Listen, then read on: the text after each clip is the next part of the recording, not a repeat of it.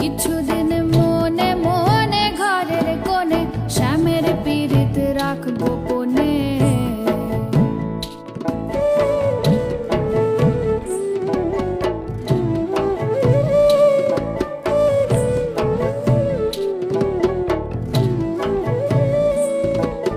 শ্যামকে যখন পড়বে মনে তাইবি কালো মেঘের পানে। শ্যামকে যখন